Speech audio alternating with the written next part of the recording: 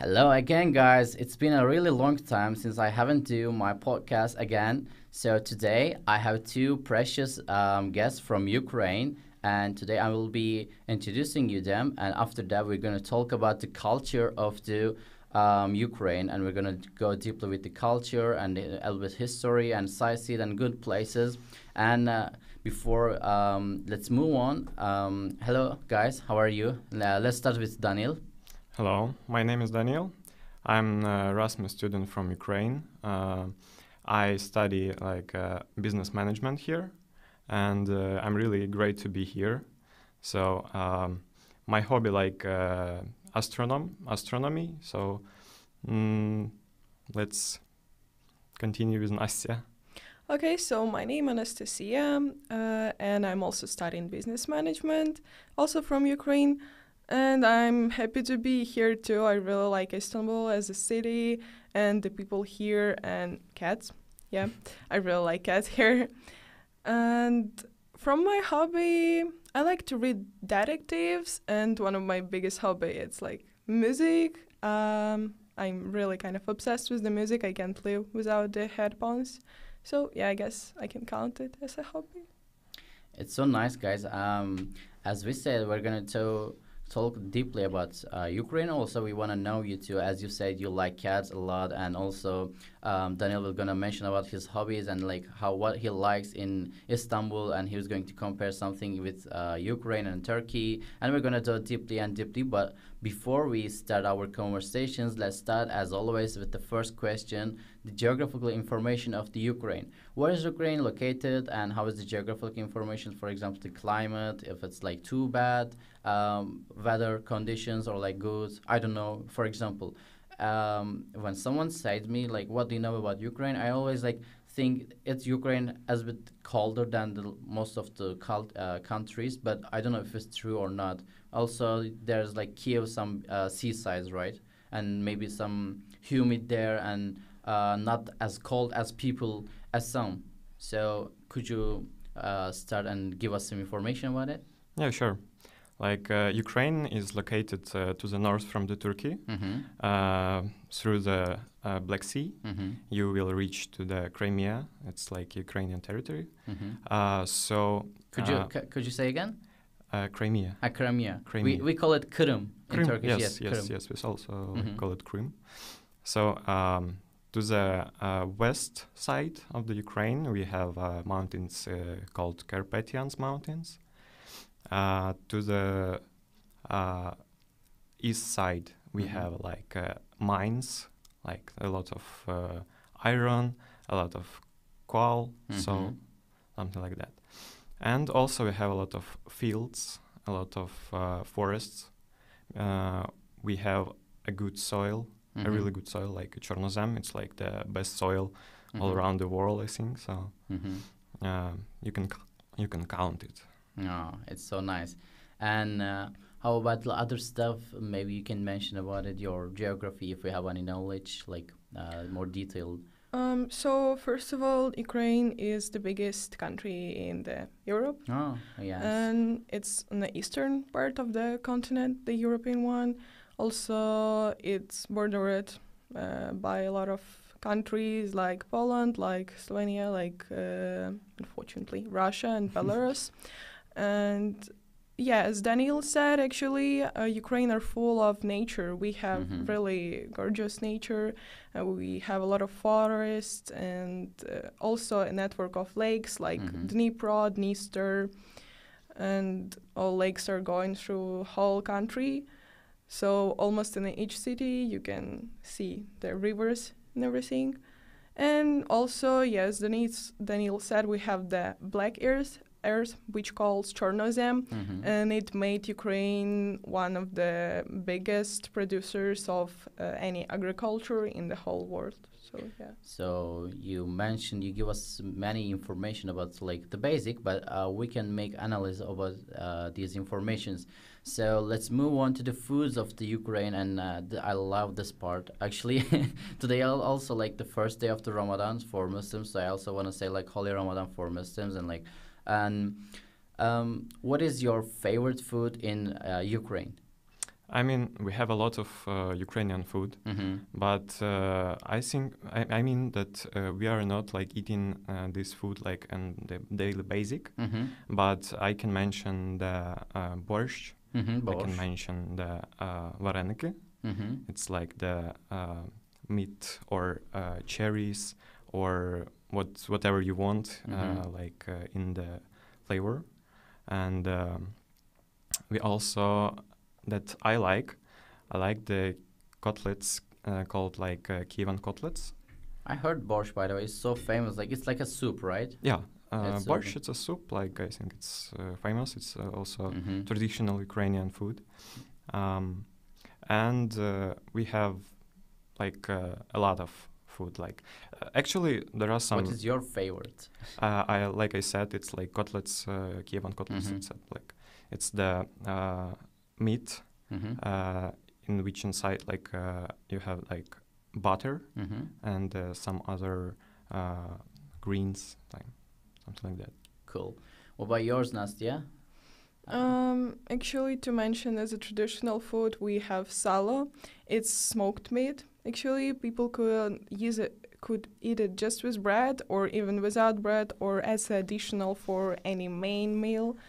Also, banush, it's the Hutsuls traditional food. Mostly, Hutsuls is the people who live in Carpathian Mountains. And I tried banush and I really like it. So actually, it's a cornmeal, and usually served with cheese, mushrooms, ham, and something like that. Cool. And what about your favorite food from Turkey that you tasted for now? I mean, it's so new for you guys. I just forgot to ask, like, since when you are here and what did you experience it here? What did you taste? Actually, we're here almost months. Like, I guess a bit even more than months. And from my favorite food, I really like baklava here. It's like really gorgeous. I mean, I'm into sweeties, but this one are one of the best I even tried because the texture and the taste and everything are really good. And about the Turkey, I mean, I really like the views. You know, actually the mosque, they look so huge, and it's like, you feel really small near them, and just the views of the city are really beautiful, and it's actually for what I'm paying attention first when I'm coming to the city. It's like architecture and nature and like how the city look like. Amazing. Yeah, and also people are really nice here. Even if they do not speak English, they still trying to help you with gestures or try to translate. And also, no one will tell you, like, no, I won't help you because I don't speak. Of course, they will try help somehow. And as I told, cats. It's full of cats, and it's really, you like really it, I guess, cute. and you admire the cats. Yeah, I mean, I can stuck into one place for like 20 minutes, even if I need to go somewhere, just because I see the cute even cat. they are like, they leave us in the streets, in the like towns, everywhere. For example, even in universities, like I see a lot of the cats, or like sometimes in metro, they're just waiting for me to use the cats, or like in some supermarkets, we can see them a lot. And what about your favorite food that you tasted in Turkey, if you have? Actually, like as Nastya mentioned, we are not a long time here, so I tried like a few dishes, but I don't think that I remember the name of it. Like you tried kebab? Kebabs. Yeah, kebab, like a lot of kind of Meat stuff. Yeah, Okay, a lot of meat. cool. And what about the songs of the Ukraine, guys? I think like opera is like kind of popular in Ukraine, right? Like, you mean opera as the Yes. genre? I mean, we have a lot of theaters where you can see the performances of opera, and personally, I really like this part. But, I mean, it also depends. I mean, if we're talking about our generation, so these songs are good, but they're not as popular. But maybe for someone older, for our parents or grandparents, or actually opera are the most popular. But for my parents, it's mostly rock music, like an alternative rock. So yeah, but I well known with opera. So yeah, but personally, my favorite Ukrainian band, it's Karna. So they are known for their mixing, for the style blending, and my favorite album it's the YÜKSEL metal. So then they're they're mixing the traditional sounds with the rock. And it sounds really good because we will talk a bit later about our instruments. Yes. And in this songs you can hear our traditional instruments playing on the background or even in some fully parts. Oh, cool. Can you give us some traditional instruments like from Ukraine? Yeah, sure. We have like bandura. That's the like large kind of guitar with a lot of strings. Actually, we have the biggest wind instrument in the world. Really? Yeah, it's called Trembita. trembita. I think it's too long, right? Like 5 meters, 4 meters, something like It's that. like the biggest one. I think it's 8 meters. It can be like huge. Actually, it's used for the now in the village which you live in, and that you are like having the animals where you bred the animals in the mountains. It actually. So yes, and I think Ukraine has an amazing like nature. Maybe in that wide valleys, maybe they used to play these instruments. You know, maybe also to communicate. I don't know. Yes, they communicate where they are, and they can just play some melody on the one tone. Amazing. And what about your Turkish songs that you listen here, if you have? Like actually, my friend from Turkey like showed me some kind of music. It's sad music, and but I don't remember. I think that artist that he shows me, he in the prison because he like said some drug stuff and in his music. And just police got him. He's now in the prison. And we have like the same kind of music, sad one. I can mention the Mistmorn. That's one of my favorite authors of the music. And Sad Sweet. Sad Sweet. What about yours, if you have Turkish songs that you listened right now? Actually, right now I'm not really well known, but actually you showed me one really good group, which you're calling the Turkish Linkin Park, as you told. Yeah, so it calls Manga. Manga, yes. It's my best, guys. Like, I want to like say and I want to share his songs with everyone because I just like feel so emotional and energeticful when I listen them. It's meaningful. It's also like for like for young people mostly, but also like adults like can listen them. And yeah, did you like it? Yeah, actually I really like the rhythm and the general sound, and also I checked the lyrics, I translated it, and yeah, it's as you told, it's the meaning I really deep and I like it. So yeah. Yeah, and how about the sightseeing places that you like, that you admire to visit, or that you missed a lot in Ukraine?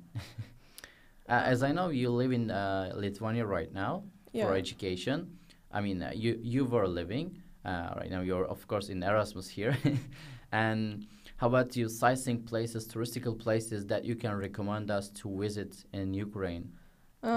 First of all, I miss a lot of my hometown. It's clearly. But from my favorite places, I really like Lviv. It's actually the city of my soul, as can I say. It counts as the cultural capital of Ukraine. And I really like the people there, the streets. They're like, the old builded. And we have Brukivka. It's the type of the road which are a lot of used in the Lviv.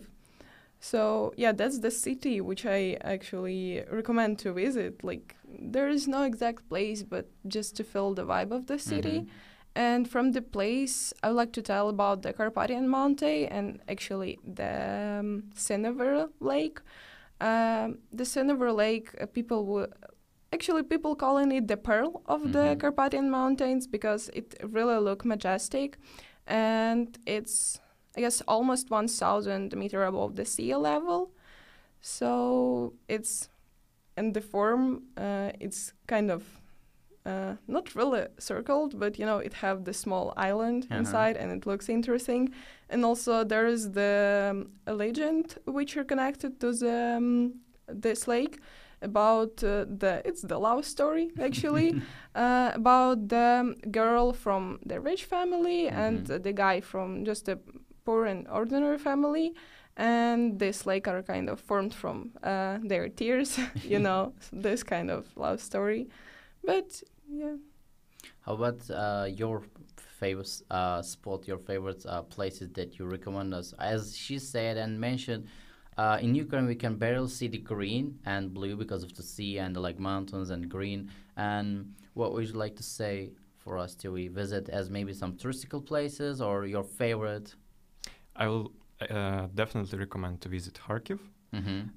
That's the eastern part of the Ukraine. When I was there, I was in love in the city. It's actually not my native city, but I really like it.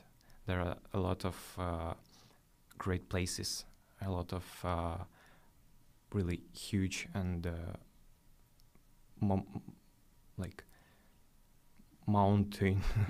mountain places. And yeah, you can also visit Odessa. There are a lot of coasts with the view of the sea, and you definitely should visit these cities. Yes, I was planning actually a couple of years ago to visit Ukraine, but unfortunately the pandemic was a bit problem for me. And then after that I couldn't, I started my education, blah blah, and right now I can't. But I will even after I graduate, I will try to visit Ukraine, and also I will go to Lviv. The buildings are there so attractive. The architecture is just attached me, to I go. And how about the clothes of the Ukraine? Do you wear traditional clothes still? Of course, right now you have a sportive style, and I can see that Anastasiia wears some gothic clothes. But yes, but as you would talk about your country in general, what do you guys wearing? Is it too long dresses? Because I've seen there was an intercultural day here, and there was some Ukrainian people, and the girl was wearing some long dresses, and it was covered. And what else you wanna say? Actually, yeah, as you told, we are not using it in the, just the daily life, but we are wearing it on some celebration, or, for example, the Ukraine well known for kind of tradition that even once a year, but we supposed to sit on the same table with the whole family and enjoy the meal. So that's kind of the traditional thing. So we could wear our traditional clothes to this for in these places. And it's could be a dress, but the main it's not the form, not that the shirt or it's skirt or dress. It's the embroidered, so we call it vyshyvanka, and actually it really different, and all even color can have a meaning of this. And also we had the usual ones, which people are wearing every day, and one for some holidays or for some celebrations, And as traditionally, the clothes depends from the region. It was kind of different, the same thing, but, some colors, some design things could be different. So actually, we liked our traditional, our people like a lot of layering, and personally I really like the way it looks like, because it's embroidered shirt, and then you're wearing jacket, for example, the woman skirt, and the necessary detail, it's the belt, and belts are embroidered too. So, and it's layered. We like to do a lot of layering, especially when it's some kind of celebration. And a really important moment is the accessories. The Ukrainian women really know how to make it look attractive. So a lot of necklaces, which are they're designing, they're matching it with the rings, which with some head accessories, and also jewelry like earrings. even if you're not rich and you don't have some really good quality jewelry, people still was making it themselves from for example, glass, and it looks really good. And actually, modern Ukrainians, they like to look very stylish. You know, we like very screamy wearings. Yes, why we have like a lot of people who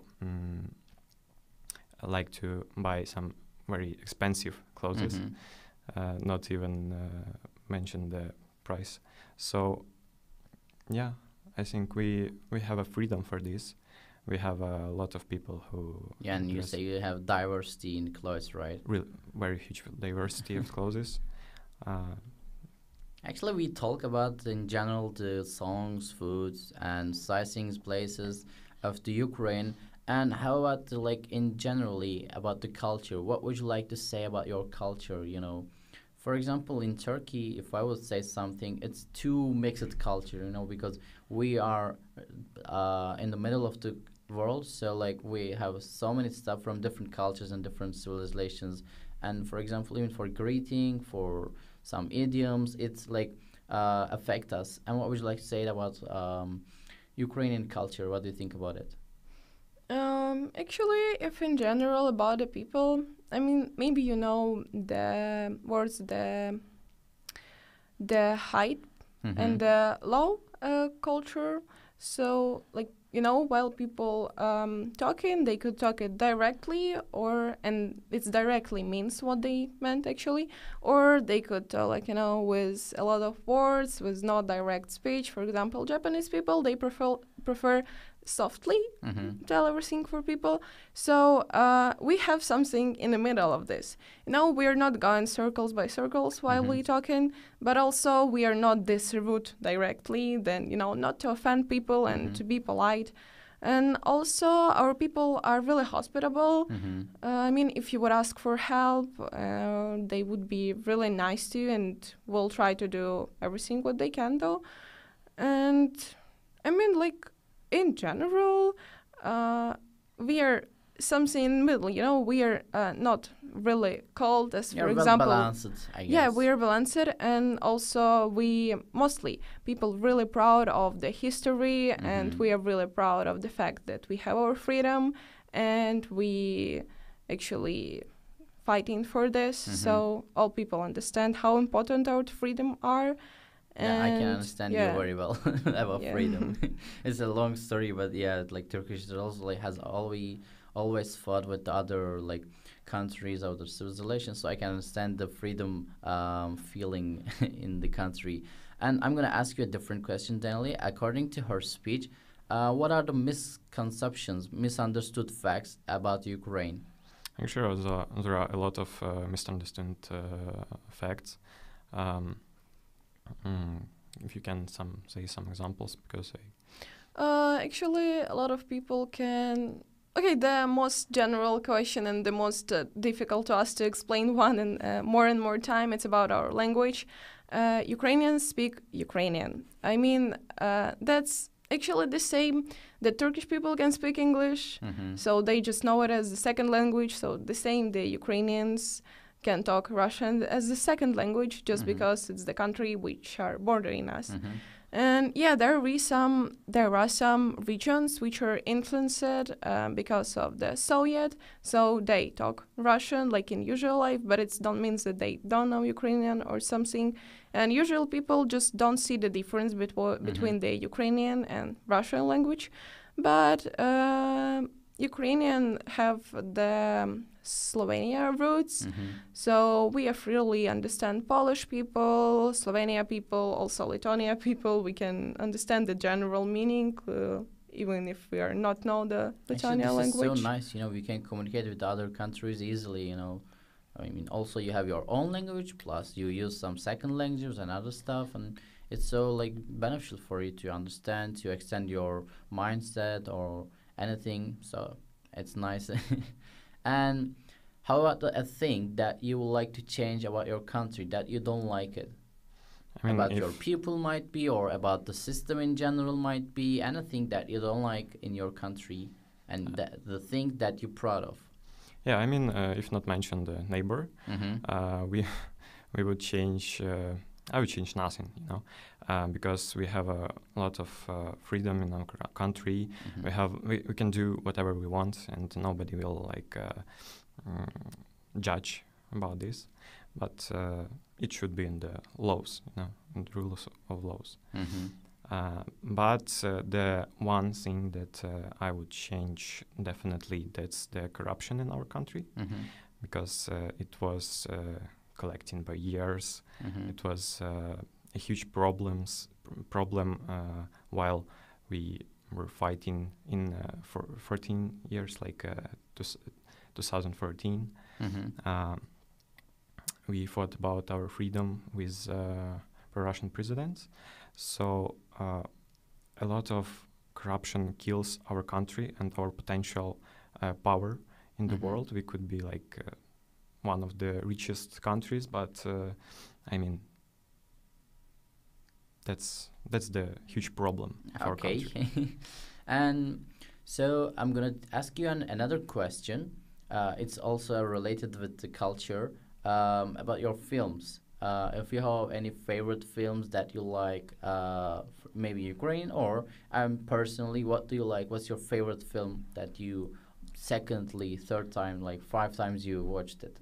Like, definitely, we have a lot of films in Ukraine. Like, most of them are produced now, but we had a lot also that were filmed in 16th years. It's one of them called like Chasing 2 Years. It's the most famous, I think, film in Ukraine that know any like parents, any grandparents, and they're all about love, about Kiev, about city.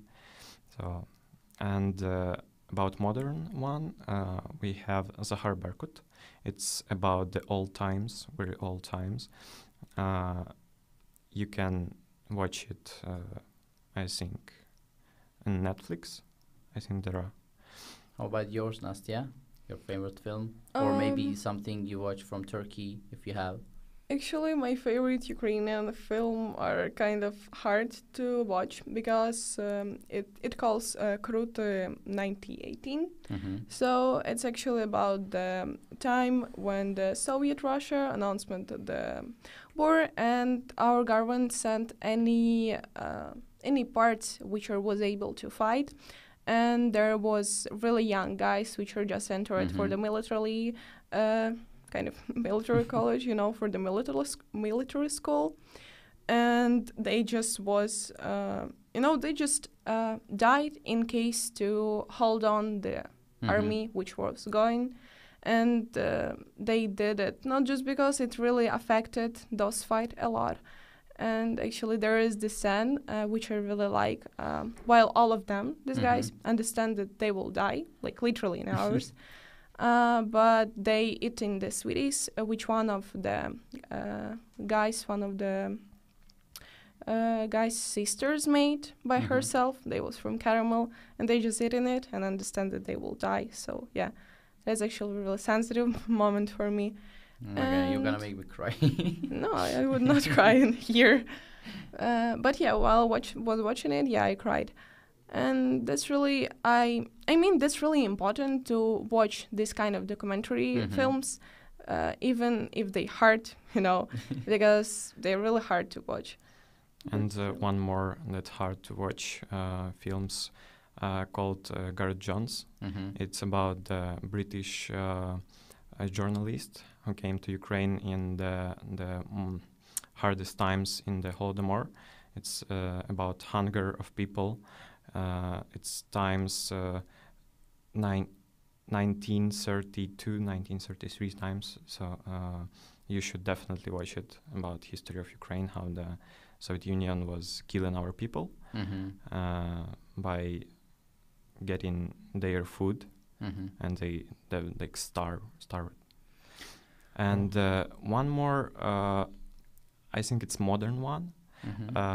It's called The Tribe. It's about the young people who are deaf and cannot speak, and they study in the special school and about their lives. It's film about. There are actually no any words. It's like to describe it. No. In film, there are no any any words. word. There's no because sounds interesting. It's cool because there are like deaf people and they speak like by the signs, sign language. So yeah, and we actually have like a lot of funny films. Actually, there are one in which film our president was actor. It's called like Me, You, He, She, something like that. You definitely should watch it. It's like interesting that the president is an actor. That's why I love Ukraine. Like you can have anything you want. And Luxembourg, also great film. Like it's made by our stand-uppers, our YouTubers. It's really serious film, and yeah, you should. Time is up, and I want to ask you the last two questions.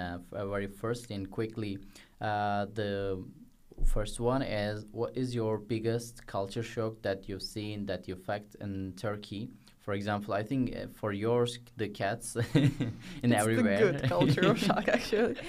And maybe anything about like taxi drivers might be, or like streets, people attitudes, clothes, in general, whatever you observed in Turkey. And of course, like you're in short period of time here, like it's been just 1 month since you came here, but of course you're gonna have like some culture shocks. I wanna listen to them.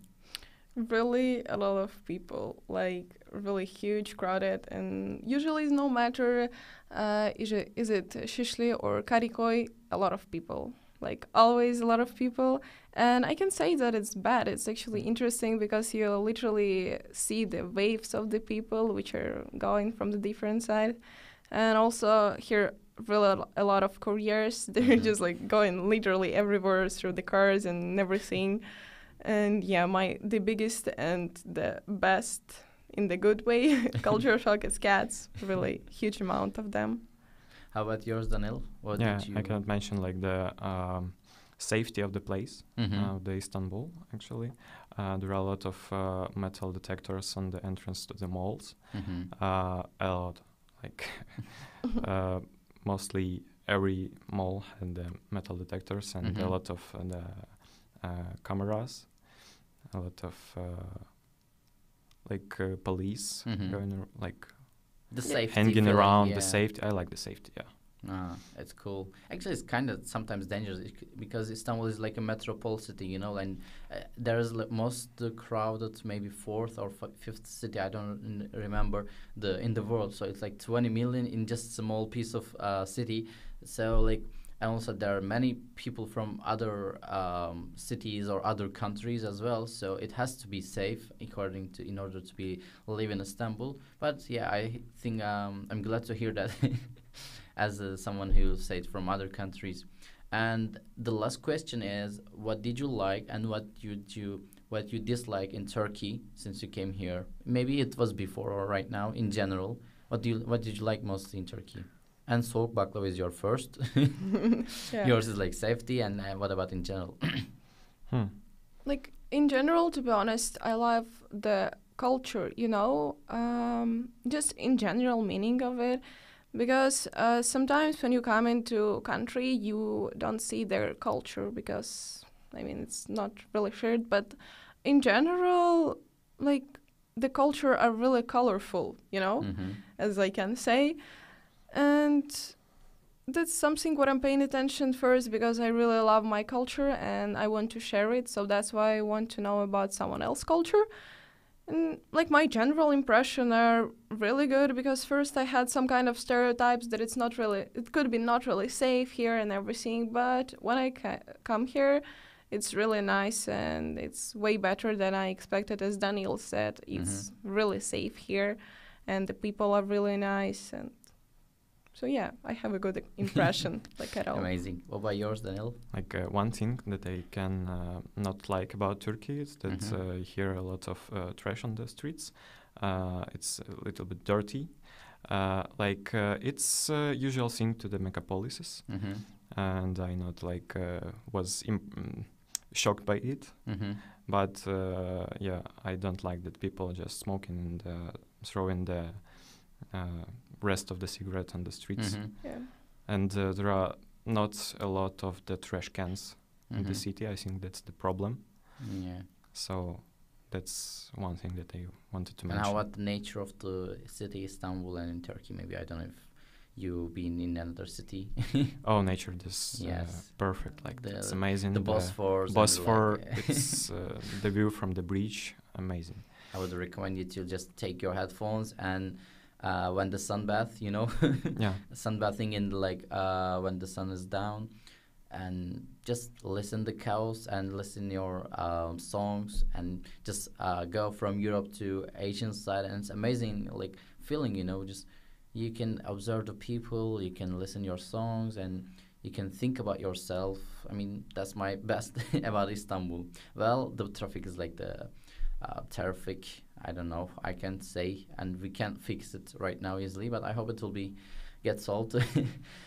Thank you so much, guys. Like it was amazing speech for me, amazing conversations to know the Ukrainian deeply, and maybe to know about the cultures of the Ukraine with more detail, more informative way. So I thank you a lot. Thank you again for being here. What do you want to say in the end of the program? Actually, I'm grateful that you invited us, to tell about our culture more and to share it with someone else. So thank you so much too. Yeah. You're welcome. It's your pleasure. yeah. Also, thank you for the conversation. That was really nice to hear that we are invited to this kind of cool cooperation. So yeah, thank you. All right, guys. It was amazing, as we mentioned, and I want to see you for the next episode, different countries and different cultures. Thank you for my guests again. Thank you so much. Bye-bye, guys.